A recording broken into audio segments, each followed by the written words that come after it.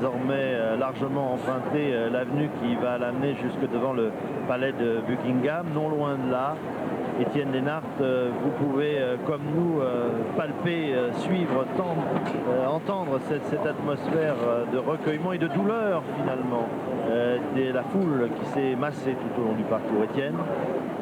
Oui, Daniel, le cortège passe à l'instant devant nous. Juste à côté de l'endroit où nous nous trouvons, je n'entends pas de cris, simplement un extrême silence, le recueillement. Les policiers, il y en a un tous les 5 ou 6 mètres, sont tournés vers la foule.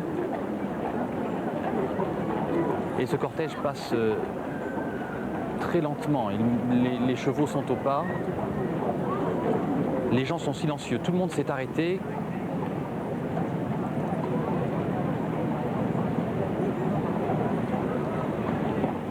Il n'y a plus de place entre les barrières qui ont été posées sur l'avenue de Kensington et les grilles du parc de Kensington. La foule est compacte et silencieuse. Le cortège poursuit son cheminement très lent. 3 km 500 jusqu'aux portes de l'abbaye de Westminster.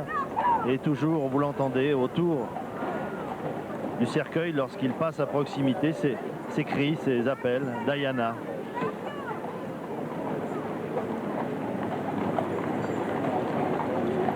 Il faut dire que tout le pays suit ces obsèques et tout le pays est totalement paralysé en ce moment même. Tous les magasins sont fermés. Souvent, ils fermeront toute la journée. Certains ouvriront en début d'après-midi. Mais véritablement, l'hommage est de toute l'Angleterre et au-delà même. Et il faut savoir aussi qu'on a distribué à toute cette foule qui se trouve dehors, on a distribué les chants, les hymnes et les prières qui seront dites tout à l'heure à l'abbaye de Westminster, afin qu'ils puissent, là où ils sont, également participer aux obsèques religieuses. Le soleil donc sur Londres, ces visages émus, tendus, en pleurs, et le cortège. Le cortège entouré des Horseward qui vont suivre donc jusqu'à l'abbaye de Westminster, la dépouille mortelle de la princesse de Galles. Étienne Lénart, Étienne? Oui, Daniel, il y a quelque chose de très étonnant qui est en train de se passer. Je ne sais pas si vous le voyez sur les images, mais les gens qui étaient massés au bord de la route tentent de suivre le cortège. Vous savez que le cortège actuellement se déplace le long de Kensington Garden et il va ensuite rentrer dans Hyde Park. Et il y a des dizaines de gens qui quittent l'endroit où ils se trouvaient, donc massés au bord des routes, et qui se déplacent à la vitesse du cortège pour tenter de le suivre. Ça ne se passe pas bien évidemment sur l'avenue, mais sur les côtés. Il y a des centaines de personnes qui maintenant se déplacent pour tenter en quelque sorte, je pense, d'accompagner la princesse de Galles sur le parcours vers Hyde Park et ensuite donc vers Buckingham Palace et l'abbaye de Westminster. Merci Étienne. Sur ces avenues qui mènent à l'abbaye de Westminster, toujours cette même foule que nous avons vue, Philippe Arroir et moi-même, depuis 48 heures, se rendre par milliers tout au long de la journée aux abords de Buckingham, de St James Palace, avec des bouquets de fleurs. Toutes les couches de la société britannique étaient représentées. Certaines vendeuses, certains vendeurs, certains hommes de la City, de Fleet Street, qui venaient à l'heure du déjeuner profiter de la pause pour venir déposer un bouquet, qui un mot en souvenir de Diana, avec cette phrase qui revenait souvent, princesse des cœurs, qui était même souvent écrite sur des cartes à jouer où l'on voyait une dame de cœur, et il était inscrit au bas de cette dame de cœur, nous ne vous oublierons pas. À cet instant, John, il faut penser aussi à cette maman de 36 ans qui laisse derrière elle deux enfants de 15 et 12 ans, William et Harry, et c'est à eux qu'on doit penser en ce moment. À un moment donné, on avait pensé, Philippe Arroir, qu'ils allaient suivre à pied le cortège? Ça n'a pas été on n'en est pas sûr précisé depuis, encore. on n'en est pas sûr encore. Peut-être à Saint-James, c'est à Saint-James qu'il pourrait rejoindre le cortège. Ça avait été évoqué au départ. Ensuite, on nous a dit qu'on le saurait au dernier moment. Bon, c'est pas certain dans la mesure où hier, ils ont pris un réel bain de foule. Ils sont venus voir les gens, parler avec eux, prendre les fleurs et les porter eux-mêmes là où ils sont, où ils reposent. On le voit d'ailleurs à l'instant sur l'image. Donc, ce n'est pas certain, mais on ne sait pas très bien encore. La seule chose certaine, c'est qu'il y aura ces 530 personnes d'organisations humanitaires et caritatives qui suivront le cercueil. Oui, je pensais à ces enfants, bien entendu, à la douleur qu'ils éprouvent à la disparition de leur maman. Il y a aussi un problème qui se pose désormais à la monarchie britannique. Est-ce que Charles va régner? Est-ce que William, qui est l'aîné de ses deux fils, 15 ans, qui est son successeur potentiel, va-t-il le remplacer dans cette accession au trône? Ça, c'est une question qui va se poser à la monarchie britannique. Oui, pour le moment, il n'y a pas de question. C'est Charles qui va régner. Il n'y a aucune idée pour Charles d'abdiquer, de ne pas régner. On va voir. Charles, à mon avis, a été critiqué peut-être pas trop sévèrement par le public et par les médias pour toutes sortes de choses. Peut-être l'échec du mariage était plutôt sa faute que la faute de Diana, on ne sait pas. Mais Charles, à mon avis, c'est un type très sérieux, avec beaucoup d'idées très intéressantes, très originales. Et je crois qu'il faut maintenant, après cette grande tragédie, laisser à Charles sa chance de redevenir un très bon prince. Juste un petit mot. Oui. Le problème, c'est qu'avec ces images, on ne voit pas le background, on ne voit pas exactement où nous sommes. Mais je crois que le cortège doit passer devant le mémorial de Prince Albert, n'est-ce pas? Oui. Et qui est mort, ce prince allemand qui s'est marié avec la reine Victoria et qui est mort à l'âge de 41 ans et qui était tellement aimé par la reine Victoria toute sa vie. C'était extraordinaire. Il n'y avait eu jamais de tel amour. Et on doit penser à ça maintenant parce que le deuil de la princesse Victoria à la mort de son mari me fait penser à ce qui se passe aujourd'hui. Le cortège qui poursuit son chemin au pas des chevaux. Le cercueil de la princesse de Galles, recouvert de l'étendard de la maison royale des Windsor. Et de part et d'autre, donc, c'est Horsworth qui escorte le cortège en direction de l'abbaye de Westminster. Et de part et d'autre, toujours, vous le voyez, cette foule qui s'est massée donc depuis très tôt ce matin, pour certains depuis hier soir. Devant l'abbaye de Westminster, vers laquelle on se dirige maintenant, Jacques Cardoz, déjà sur place, avec des invités qui sont déjà arrivés, Jacques. Oui, les invités sont en train d'arriver. Vous savez qu'ici, il y a un demi-million de personnes déjà amassées autour de l'abbaye de Westminster. C'est un chiffre qui nous a été donné par la police il y a une petite heure, un chiffre impressionnant, un demi-million de personnes autour donc de l'abbaye de Westminster. Alors bien sûr, ces gens sont arrivés, ne sont pas tous arrivés ce matin, ils étaient là depuis 2 jours, 3 jours, ils ont passé 1 voire 2 nuits. Et le premier qui a tenu à être là le premier, c'était un jeune chômeur de 26 ans. Il est arrivé mercredi dernier. Alors bien sûr, tout se passe dans le calme. Et puis vous entendez derrière moi cette cloche de Big Ben.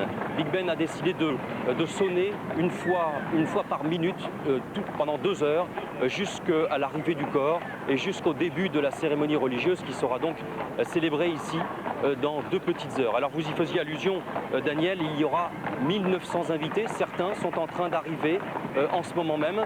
On attend des personnalités aussi diverses que Luciano Pavarotti qui dans un premier temps avait décidé de décliner l'invitation et puis il s'est ravisé. Finalement il sera là, Luciano Pavarotti. En principe il est attendu. Il avait déjà dit d'Elton John et puis il y a des personnalités du monde politique ou bien des personnalités également du monde humanitaire ou de l'entraide auquel tenait particulièrement la princesse Diana. Alors là, nous sommes à l'Albert Memorial, dont on parlait tout à l'heure. Donc ce monument dédié au prince Albert, le mari de la reine Victoria. Et là, on entre dans Hyde Park et on va suivre donc maintenant toute une ligne droite jusqu'à l'arche de Wellington.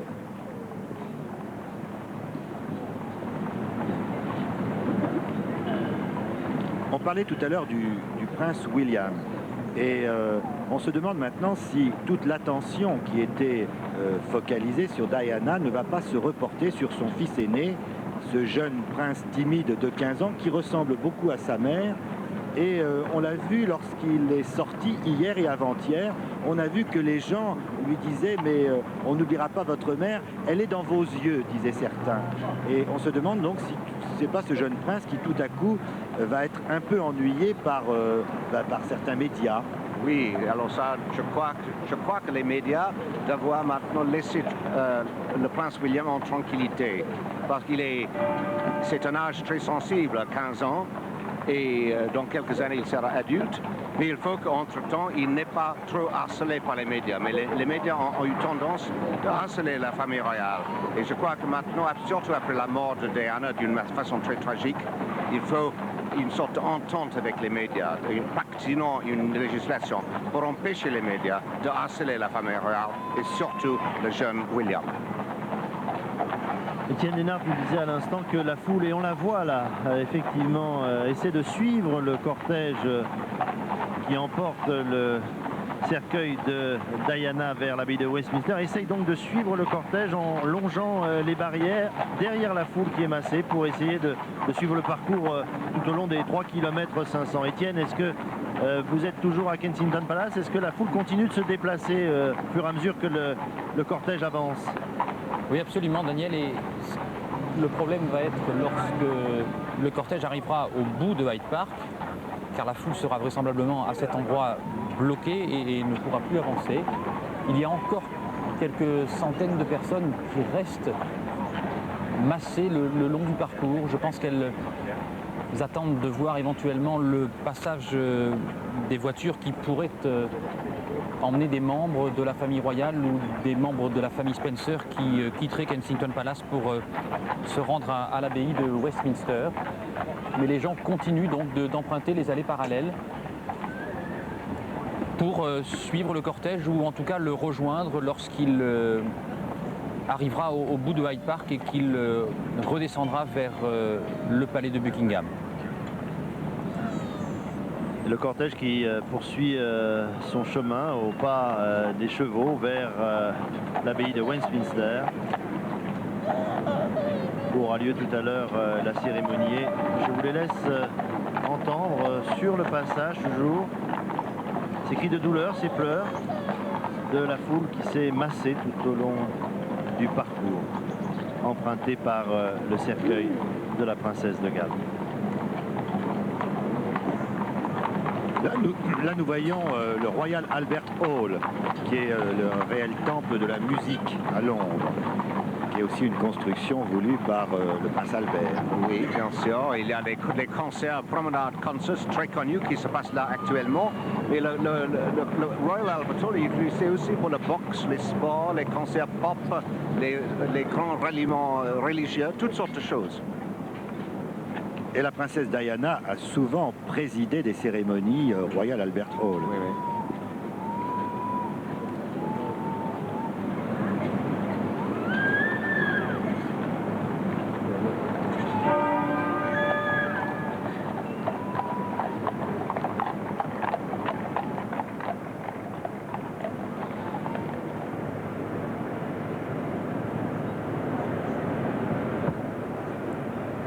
L'abbaye de Westminster où les premiers invités sont en train d'arriver en ce moment. Donc, c'est Madame Bernadette Chirac qui représente la France et le président de la République, tout comme Hillary Clinton représente les États-Unis et son mari, le président Bill Clinton.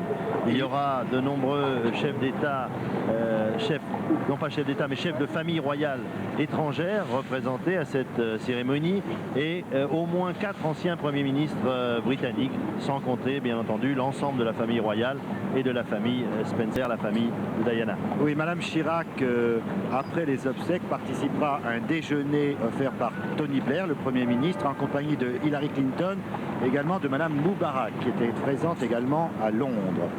Et donc, Madame Chirac, comme vous l'avez dit, représente le président de la République et la France. Et il y aura également l'ambassadeur de France, évidemment, qui sera là, Monsieur Jean Guéguinou. Le cortège continue d'avancer au milieu de la foule qui, vous le voyez, après avoir vu passer les hommes de la garde à cheval, tentent de suivre le parcours. Jusqu'où pourront-ils aller? Ça, c'est une autre question, car de multiples mesures de sécurité ont été prises dans la ville de Londres, vous l'imaginez, pour les cérémonies de ce matin. Revenons un instant, John Ardagh, sur la personnalité de Diana. On a dit qu'elle avait beaucoup dérangé, mais beaucoup fait évoluer la famille royale britannique. Ce que les Anglais aimaient, ce que nous pensions que les Anglais aimaient de la famille royale britannique, c'était jusqu'à la guerre son flegme, par exemple, le fait que la reine-mère soit restée à Londres pendant toute la guerre, malgré les bombardements. Et puis d'un seul coup, même Charles a été élevé dans cette atmosphère où on préfère les douches glacées au bain plein de mousse. Et puis d'un seul coup, cette femme, cette jeune fille splendide est arrivée, et d'un seul coup, c'est un peu de Hollywood qui est rentré à Buckingham Palace. Oui, je crois que le public anglais a évolué beaucoup parce qu'on a eu... il avait les années où c'était très protocolaire et c'était la famille royale avait un autre devoir peut-être pendant la guerre. Mais les Britanniques sont changés avec la génération des Beatles et tout ça. Et c'est Diana qui représentait cette nouvelle génération. Elle était très franche, elle disait ce qu'elle pensait. Elle a dérangé un petit peu la famille royale. Peut-être parfois elle est allée trop loin, parce que vous savez maintenant, on pense du bien, on ne dit que du bien de la princesse, c'est normal après une telle tragédie. Mais pendant sa vie, elle était beaucoup critiquée par l'establishment et par d'autres pour être allée trop loin, très souvent. Il y avait un éditorial du Times qui était très intéressant et qui était titré ainsi « C'est un miroir moderne ».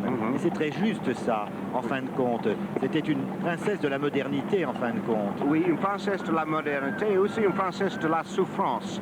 C'est peut-être ce même article de Simon Jenkins qui a dit qu'en effet, elle exprimait aussi une certaine angoisse parce que quand même elle avait eu une vie difficile, le divorce de ses parents quand elle était très très jeune, ensuite les difficultés avec la famille royale et surtout avec son mari le prince Charles et ses maladies, la boulimie et tout ça. Et elle exprimait, bien qu'elle était très très riche, très privilégiée, et elle avait un style de vie tout à fait hollywoodien, quand même elle exprimait une certaine souffrance. Et je crois qu'aussi elle sympathisait avec les gens qui souffraient. Donc elle n'était pas seulement une princesse moderne, mais une princesse qui exprimait l'angoisse moderne, l'angoisse de nos jours. Et je crois que c'est pour ça en partie qu'elle était beaucoup appréciée par les gens. En fait, lorsque ce mariage de conte de fées eut lieu en 1981 à la cathédrale Saint-Paul, mariage auquel j'avais pu assister à l'époque, je pense que de la part de Diana et de Charles, il y avait une ambiguïté sur la nature de ce mariage. Pour la cour, il s'agissait d'un mariage, disons, protocolaire, et pour Diana, sans doute un mariage, non pas ordinaire, mais un mariage d'amour au sens où on peut l'entendre dans un couple et de cœur. Moyen, et de cœur.